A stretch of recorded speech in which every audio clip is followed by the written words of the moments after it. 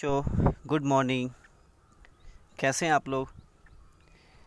बच्चों आज मैं आप लोगों को जो पिछले वीडियो में मैंने परिमेय संख्या के बारे में बताया था उसी से जुड़ा हुआ आगे पॉइंट में बता रहा हूँ।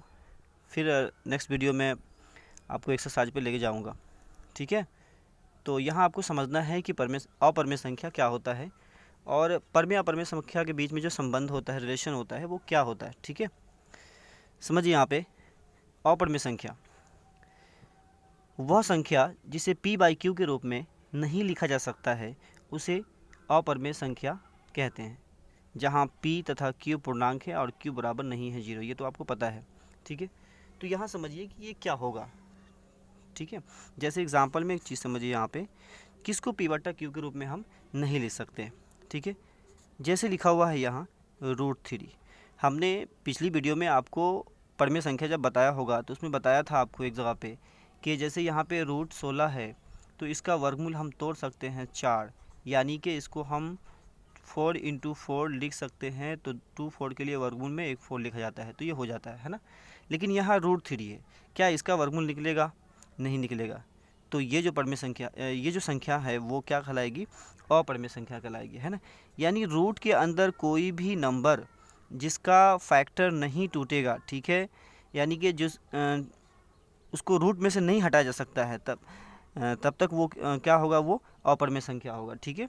जैसे मान लीजिए ये 12 है, आपको क्या लग रहा है कि ये परिमेय संख्या होगा क्योंकि ये 12 है ना, लेकिन आप जानते हैं कि इसमें से रूट नहीं हटेगा। देखिए यहाँ पे बताता हूँ आपको, √12 को आप लिख सकते हैं 2 × 2, 2 2 4, 4 × 3, ऐसा लिख सकते हैं। आप जानते हैं कि दोनों में से 2 कॉमन वर्गमूल में दो नंबर जब एक जैसा हो तो उसके लिए वो बाहर निकल जाता है, रूट हट जाता है उससे, ठीक है। उसके बाद यहाँ क्या बच जाएगा? 3 बच जाएगा। ये हो गया आपको 2√3। तो 2√3 में से रूट नहीं हटाना, रूट लगा हुआ है, इसलिए ये क्या होगा? ये भी आपको अपरिमेय संख्या हो जाएगा, है ना। उसी तरीके से जो भी नंबर है जिसका रूट नहीं टूट सकता यानी वर्गमूल नहीं निकल सकता है वो सब क्या होगा? अपरिमेय संख्या होगा, ठीक है। ये आपको पाई है ना, पाई क्या है? पाई जिसका मान 22/7 होता है, ये भी क्या है? एक अपरिमेय संख्या है, ठीक है। उसी तरीके से जैसे मान लीजिए कि 0.1, उसी तरीके से 0 1 1 0 1 1 1, इसमें आपको कुछ खास चीज़ दिख रहा है। क्या दिख रहा है? इसमें खास ये दिख रहा है कि इसमें एक नंबर जो बढ़ते जा रहा है, 1 0 2 1 हुआ, 0 3 1, फिर यहाँ 0 रखेंगे, फिर 4 1, है ना।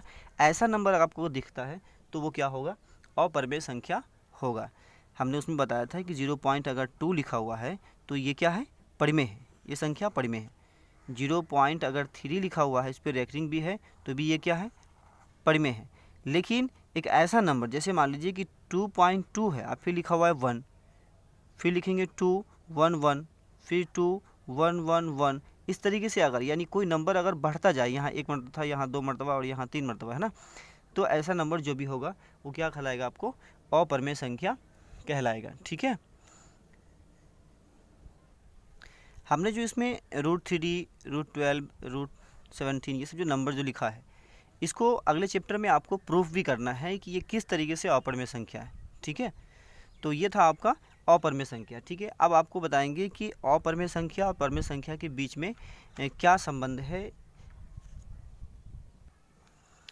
यहाँ देखिए, परिमेय और अपरिमेय संख्या के बीच में जो रिलेशन है इसका किस तरीके से ऑपरेशन ऑन रेशनल नंबर, यानी कि वास्तविक संख्या का जो है क्या करना, उस पर संक्रिय, संक्रिय थोड़ा हिंदी वर्ड होता है, आप यहाँ जो ऑपरेशन लिखा हुआ है उसी से आप समझिए।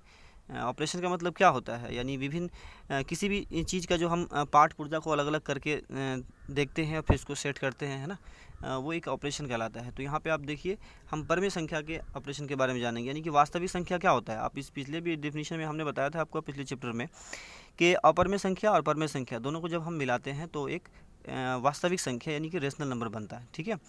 तो वही चीज़ आपको यहाँ थोड़ा समझना है, ठीक।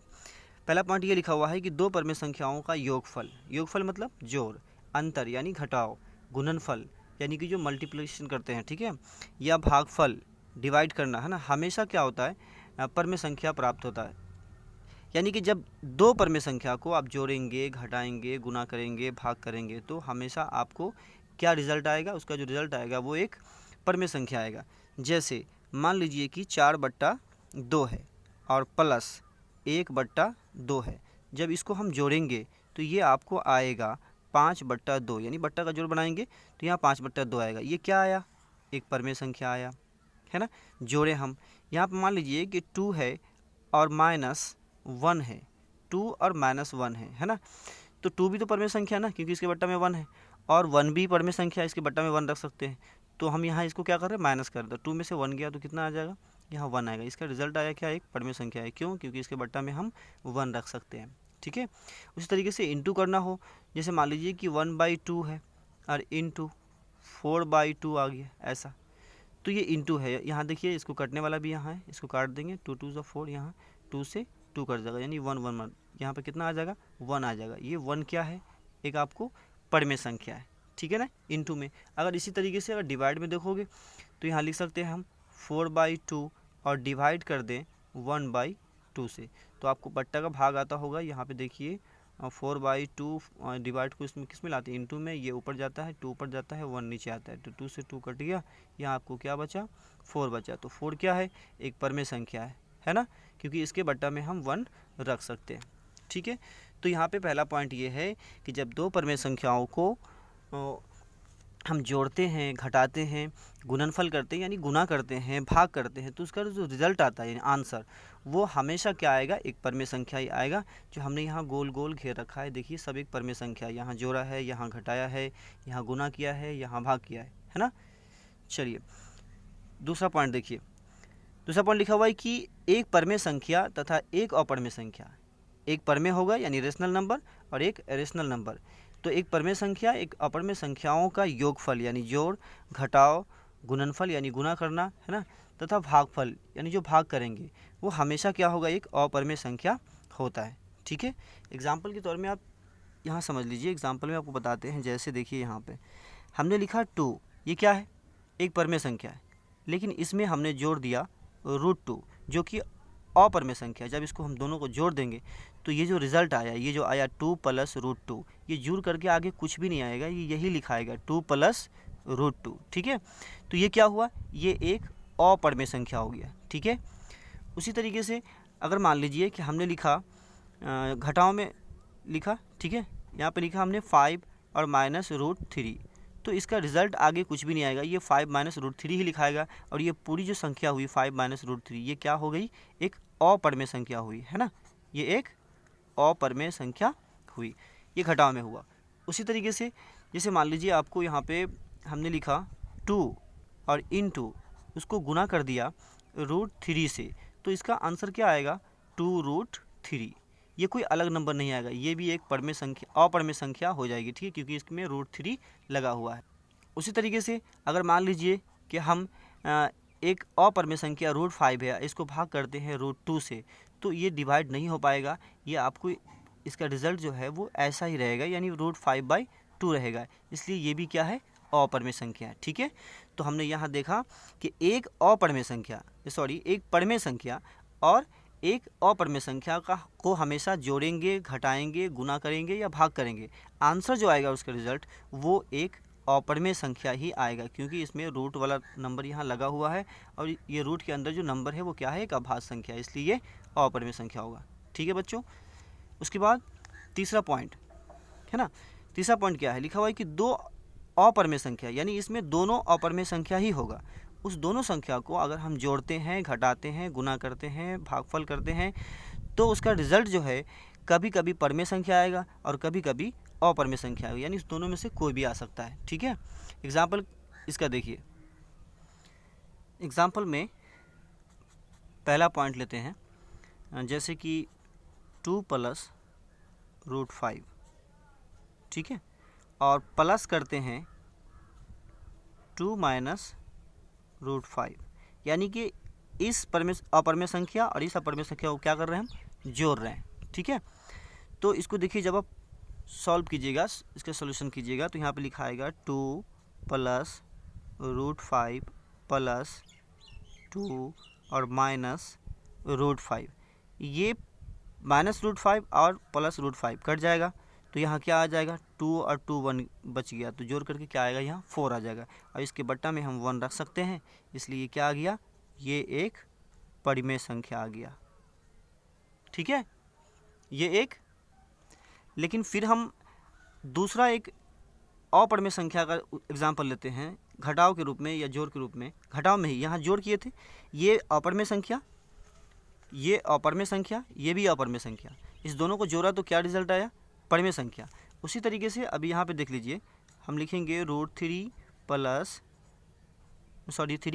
2, इसको जोड़ते हैं किसमें, -3 + √2 में। ठीक है, तो अब इसको देखिए, यहाँ जब आप इसको सॉल्व करेंगे यहाँ पे, तो हम लिखेंगे 3 + √2 और प्लस, यहाँ माइनस लगा हुआ है, यहाँ क्या है, इसमें माइनस लगा हुआ है, तो प्लस माइनस यहाँ पे क्या हो जाएगा, माइनस हो जाएगा। और प्लस प्लस, पहले 3 लिख दीजिए, उसके बाद प्लस प्लस प्लस, यहाँ पे √2। अब जरा गौर से देखिए कि +3 और -3, ये +3 और -3 क्या होगा, कट जाएगा, आपको बचेगा √2 और √2, दोनों एक जैसा है, तो ये क्या हो जाए, 1 √2 और 1 √2 मिला करके 2√2, यानी 2 √2। ये जो आया आपको, ये क्या आ गया, ये एक अपरिमेय संख्या आ गया, है ना, यह एक क्या आया, अपरिमेय संख्या आ गया। तो अभी आपने देखा कि दो अपरिमेय संख्या को जोड़े एक मर्तबा, तो ये क्या आया, परिमेय संख्या। लेकिन फिर उसी तरीके से एक और 2 नंबर को हमने 2 अपरिमेय संख्या को जोड़ा, तो यहाँ अपरिमेय संख्या आ गया। ठीक है ना, तो कभी 2 अपरिमेय संख्या को जब हम जोड़ेंगे तो कभी ये परिमेय आएगा, कभी अपरिमेय आएगा। ये हमने जोड़ के एग्जाम्पल दिया। अब आप घटाव में समझिए और गुणा में भी, भाग में भी।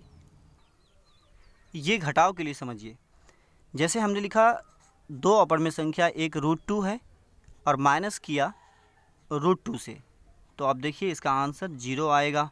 और 0 क्या है, एक परिमेय संख्या है। क्यों, क्योंकि इसके बट्टा में हम 1 लिख सकते हैं, इसीलिए ये क्या हो गया, आपको परिमेय संख्या हो गया। ठीक है, लेकिन इसी में अब ज़रा यहाँ ध्यान दो, हमने लिखा 3 + √5, ठीक है, और -3 - √5। ज़रा गौर से देखिए, ये एक अपरिमेय संख्या है और ये भी एक अपरिमेय संख्या है, और उसके बीच में यहाँ घटाव का चिन्ह, यानी इसको हम घटा रहे हैं। तो इसको जब सॉल्व करेंगे, यहाँ पे बनाएंगे, तो लिखेंगे 3 + √5, यहाँ माइनस है तो पीछे से गुना होगा सबको, यहाँ क्या हो जाएगा, यहाँ पर क्या है, प्लस प्लस माइनस माइनस, इसको क्या होगा, ये 3 और माइनस माइनस प्लस, ये हो जाएगा आपको √5। अब देखिए गौर से, यहाँ +3 -3, इससे ये कट गया और आपको क्या बचा, 2√5 बचा, यानी कि 2√5 बचा। ये क्या है, ये नंबर आपको क्या आ गया, एक अपरिमेय संख्या आ गया, है ना, अपरिमेय संख्या हो गया। तो देखा कि 2 अपरिमेय संख्या को एक बार घटाया तो यहाँ परिमेय आया, और 2 अपरिमेय संख्या को एक बार यहाँ फिर घटाया तो ये आपको अपरिमेय आ गया, है ना। उसी तरीके से गुना में देखिए, यहाँ हमने लिखा √5 × √5। अब √5 को √5 से गुना करेंगे, आपको पता है रूट के अंदर जब एक जैसा नंबर हो तो इसका रूट क्या होता है, हट जाता है, तो यहाँ पे क्या आ जाएगा, 5 आ जाएगा। ये क्या आ गया आपको, ये आपका परिमेय संख्या हो गया। ठीक है, और इसी तरीके से यहाँ पे देखिए कि √2 × √5 लिखा हुआ है, जब इसको इंटू करेंगे तो ये आपको हो जाएगा कितना हो जाएगा, 10 हो जाएगा, जो कि एक क्या है, अपरिमेय संख्या है। क्या है, अपरिमेय संख्या है। फिर इस तरीके से भाग में देखिए, √7/√7 बाई, यानी कि डिवाइड करना, √7/√7, √7 से √7 कट जाएगा, कितनी मरतबा में, एक मरतबा में, यहाँ 1 लिख देंगे, और इसलिए ये क्या होगा, ये एक परिमेय संख्या हो जाएगा, है ना। लेकिन वहीं पे यहाँ देखिए √6 और √2, अगर हम इसको लिखेंगे ऐसे तो हम लिख सकते हैं 2 × √3, ठीक है, और बट्टा में यहाँ क्या है, √2 है, √2 से √2 को हम काट देंगे तो यहाँ क्या बचेगा, यहाँ आपको बचेगा √3।